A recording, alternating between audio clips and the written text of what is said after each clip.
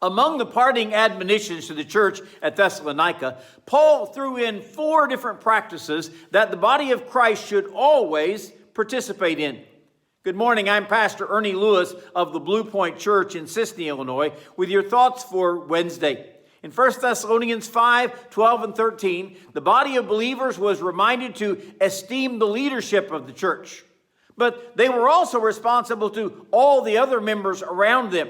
In verse 14, Paul writes, "Now we exhort you, brethren, warn those who are unruly, comfort the faint-hearted, uphold the weak, and be patient with all men." This is an exhortation. It actually means that Paul is urging the church to do these things, or perhaps even insisting that they follow these good measures with others around them.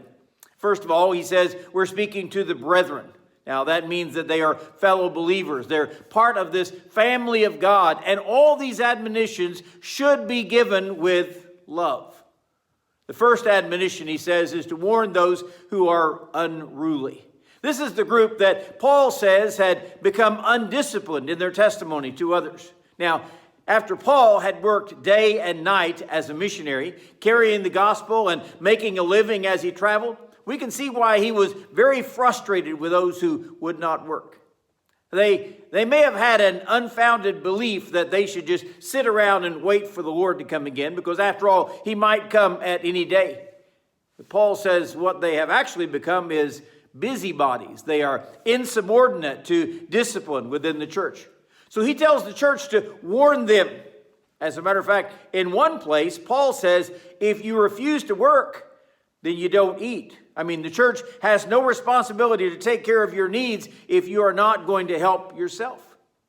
And then he calls for them to comfort the faint-hearted. You know, sometimes we find that difficult because we can't really empathize with their weaknesses. We want to say, look, buck up, get over it. You just need to pull yourselves up.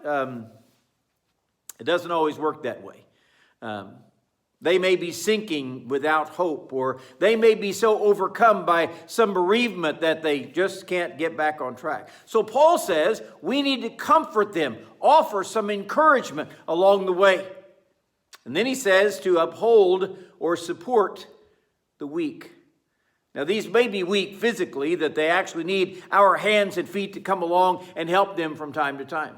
But I really think he's talking about those who are weak spiritually. And how desperately they need our support and our encouragement in the faith. These must be helped along with mentoring or discipling, teaching, encouraging. Because after all, if they're weak in the faith, they really need that support in order to bolster them for the days ahead, which may become much worse.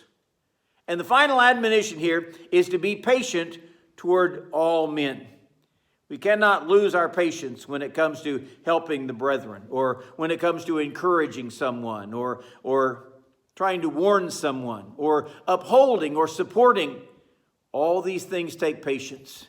And Paul said that is our responsibility, our encouragement, our admonition, even our exhortation to all the body of believers.